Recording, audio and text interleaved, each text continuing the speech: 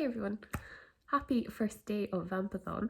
So yeah, I fully intended to start this a day early and it just didn't happen. Actually here in Cork it's the Jazz Festival weekend and I actually ended up going to a concert yesterday. It was so good. It was James Vincent McMorrow. He's from Dublin originally and his voice was out of this world. So yeah, I didn't get any reading done yesterday, so I'm just gonna start Vampathon on Monday the 25th like everyone else. And yeah, I definitely woke up later than I wanted. I think I got up at like 9 o'clock, but obviously I had a late night. I did start reading Dracula and I'm only the first chapter in. I'm already in love with it.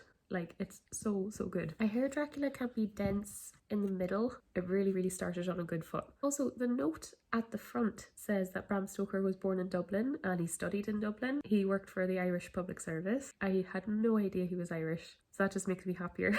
So yeah, I thought this book might be hard to get through, but I actually think it's only 300 pages and I kind of flew through the start of it. I actually don't think this will take too long, so I think if I read all day I might get this done. I actually just took my Instagram picture for today and the prompt is your TBR pile. I wasn't sure what to do, so I just took a selfie with me holding the books. If you see my TBR video, you know I've set 16 books. Obviously couldn't carry that. So I think I did the first 6 or so that I planned to read, which is probably a realistic TBR anyway. I'm going to edit that photo and upload it really soon. So yeah, I have no plans today. I'm just going to read Dracula. I'll check in and give updates if I feel any different at any point. But yeah, I think my only plan is to have a bath later. So yeah, can't wait to get back into this.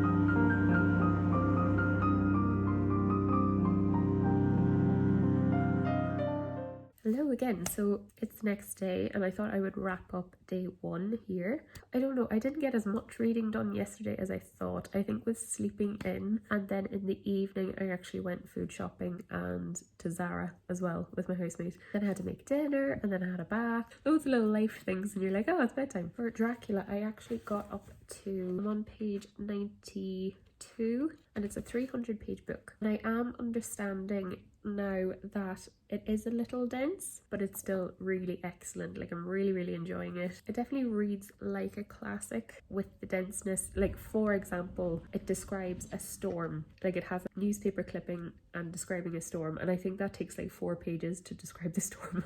I think if it was a modern book, it would have been edited down a little bit. So yeah, I am finding that a little bit. And then there's a conversation with an old man and he's just talking about gravestones, and that went on for a while.